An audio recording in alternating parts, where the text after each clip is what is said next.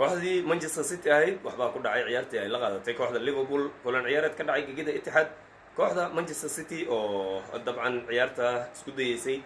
in ay maamusho inteedii hore waxba kama aanay suuro gelin oo Mohamed Salah ayaa dhaliyay goolka koowaad waxaana ka caawiyay ciyaaryahanka Dominic Szoboszlai oo kooxda Liverpool khadka dhexe uga ciyaara Salah markiisa waxa uu u aaray ciyaaryahan Szoboszlai oo isna uu caawin kaga sameeyay kulan ciyaareedka kooxda Liverpool ayaana 12 dhibcood hadda hoggaanka uga qabatay kooxda Gunners oo kaalinta labaad uga jirta kala sarreynta horyaalka waddanka Ingiriiska ee Premier League Liverpool waxa natiijadani ay uga dhigan tahay in Arsenal ay ka fogeysatay maadaama Arsenal laga badiyay ciyaartii ay la qaadatay kooxda lagu magacaabo West Ham oo dabcan habeen hore iyadu dhacday kooxda Manchester City iyadu khasaarooyinkeedu ay sii xoogeysteen markan Mohamed Salah waxa uu noqday ciyaaryahanka kaliya ee laba xilli ciyaareed oo kala gedisan Premier League 40 gool markiiba ku lug yeeshay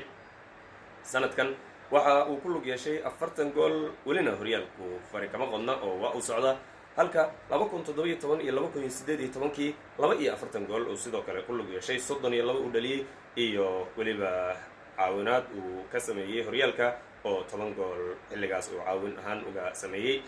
markanse caawinta iyo goolashu si heer sare ah ay isula socdaan Manchester City wixii ku dhacay halkaas waa la ogaa haddaba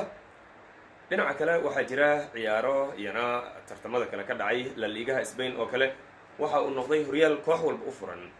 waa marka laga hadlo saddexda kooxood ee ugu horeeya kooxda Real Madrid ayaa garaacday oo kaga badisay kooxda Girona ciyaar ay la qaadatay 2 gool iyo eber sidaas guushaasi waxa ay uga dhigan tahay kooxda Real Madrid in dhinaca dhibcaha ay kala siman tahay Barcelona oo min 54 dhibcood ay leeyihiin halka Atletico Madrid oo iyana kooxaha heerka xooggan ku jira sanad ciyaareedkan ku jirta ay iyana dabcan shaqaysatay oo 53 dhibcood ay leedahay dhinaca kala sarreynta La Liga wax quman leysuma jiro marka goolasha laga reebo Barcelona 42 gool oo nadiif ah ayaa meel u taal Real Madridna dhinacaas goolasha ayaa loogaga fiican yahay daawadaya